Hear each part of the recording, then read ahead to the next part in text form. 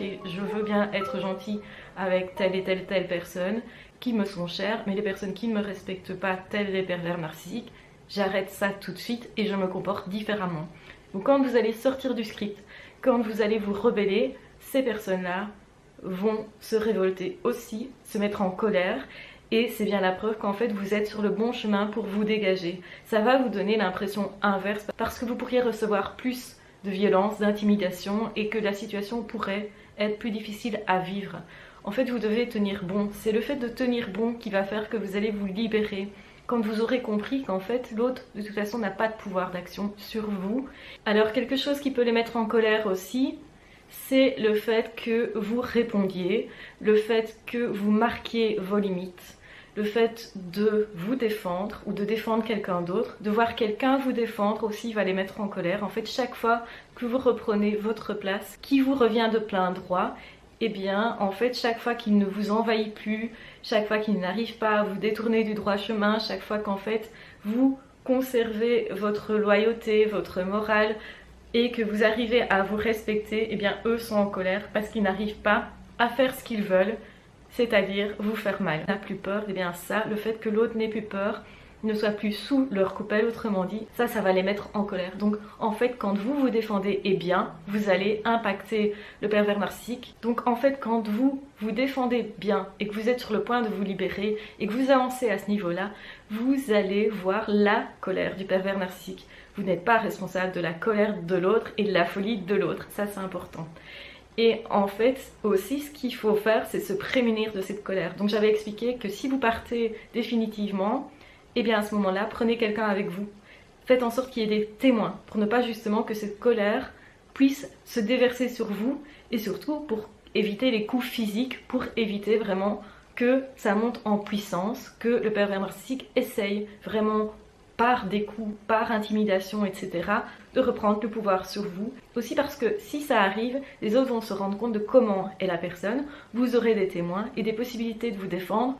Donc, autre chose aussi, c'est que la colère ne veut pas dire que vous n'arrivez à rien et que vous êtes en tort, c'est l'inverse. Quand vous voyez la colère, en réalité, vous êtes en train de gagner. Donc ça, il faut bien le comprendre, parce que c'est à ce moment-là qu'on va vous culpabiliser, faire tout pour que vous arrêtiez en fait de faire ce que vous êtes en train de faire, c'est-à-dire vous défendre bien, c'est-à-dire prendre conscience d'eux, c'est-à-dire mettre en place des stratégies pour vous dégager. La personne va tout faire pour que vous pensiez que votre attitude n'est pas normale. Donc il faut continuer, ne pas lâcher, continuer de dire non, continuer de marquer ses limites. C'est ça qui est fatigant, mais c'est une étape nécessaire. Et vous savez que ça ne va durer qu'un temps. Donc, autrement dit, cette personne va vérifier et revérifier que vous êtes toujours campé sur vos positions. Et c'est ça, c'est pour ça qu'il faut être ferme. C'est ça qui est difficile parfois à tenir. Mais vous devez absolument tenir ce cap-là, ce temps-là, jusqu'à ce qu'il vous laisse tranquille. Sinon, cette personne va continuellement revenir. C'est que vous n'êtes pas assez ferme si la personne revient continuellement. C'est que vous ne vous défendez pas assez. Si vous faites peur à cette personne et qu'au final elle ne revient jamais plus, c'est que vous avez été assez ferme et que cette personne a compris que vous ne lâcheriez pas et que vous êtes plus fort qu'eux. Et de toute façon, vous êtes plus fort qu'eux en réalité. Parce que le pouvoir sur votre vie, c'est toujours vous qui l'avez à la base. Donc, en fait, ils ne peuvent pas vous le retirer comme ça. Donc, vous avez toujours du pouvoir sur votre vie, sur vos relations et aussi sur vos émotions. Alors, autre chose qui va vraiment énerver aussi le pervers narcissique, c'est quand vous contrôlez vos émotions. Donc, quand il ne peut plus voir qu'il vous fait peur, qu'il vous fait mal, qu'il vous rend triste, quand aussi il ne comprend pas vos réactions, qui sont à l'opposé de ce qu'il avait prévu. Comme par exemple le fait de rire alors qu'il veut vous faire mal. Le fait de vous amuser de la situation, par exemple, si vraiment vous parvenez à rigoler de ça parce que vous trouvez ça ridicule, l'autre va se sentir humilié, rabaissé, etc. Mais surtout va sentir cette perte de pouvoir complet. Et donc ça, c'est quelque chose qu'ils ne veulent pas. Donc ils peuvent se mettre en colère à ce niveau-là parce qu'ils se sentent humiliés. Mais en réalité, vous avez raison de le faire parce que vous avez raison de vous défendre et parce que justement, avoir des émotions différentes de ce qui était prévu par eux, c'est-à-dire plutôt des émotions de joie, d'amusement, etc., pour eux, c'est vraiment ce qu'ils ne veulent pas vous donner. Donc du coup, ils vont arrêter d'autant plus de vous attaquer si chaque fois vous réagissez en rigolant de leurs attaques, en riant sincèrement. En leur disant, oh, mais qu'est-ce que tu es drôle au final, t'as vu ce que tu fais, ah bah c'est comique, eh ben j'avais pas pensé à ça comme ça, mais franchement j'aimerais bien que tu le refasses plus. Donc vous pouvez utiliser ce que l'on appelle l'injonction paradoxale, c'est-à-dire dire quelque chose qui est l'inverse de ce que vous pensez. Alors oui, c'est un peu tordu, mais en même temps, justement, ça va créer une confusion chez lui, chez l'autre, chez ce pervers narcissique, cette perverse narcissique. Et c'est ça qui va faire reculer cette personne-là. En fait, c'est cette personne qui va avoir peur. Puisque cette personne vous a fait peur pendant X temps, vous a menti pendant X temps, vous a certainement volé du temps, des émotions, etc.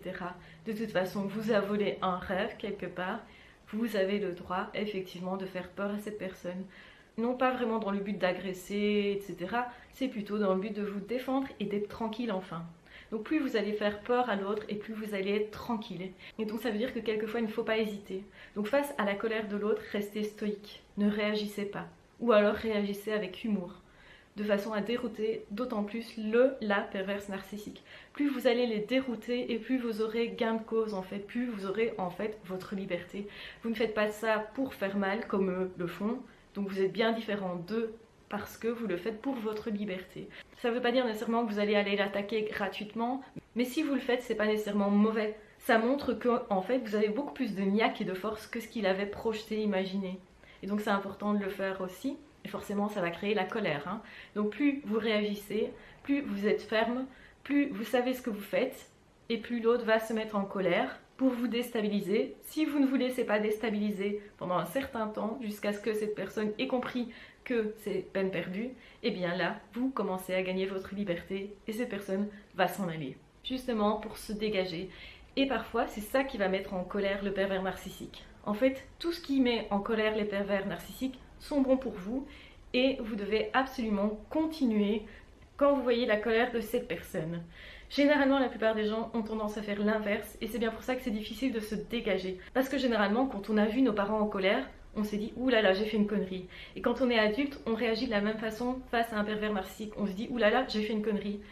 Et donc, effectivement, au lieu de comprendre que là, vous avez bien agi, vous vous êtes respecté et vous avez fait en fait ce qu'il faut, eh bien vous pensez l'inverse et donc du coup vous re-switchez de comportement vers un comportement que lui ou elle veut vous faire faire. Donc voilà, restez vous, essayez le plus possible de ne pas changer votre comportement en fonction de l'autre, essayez aussi de travailler sur vos émotions pour ne pas justement être impacté trop par l'attitude de l'autre.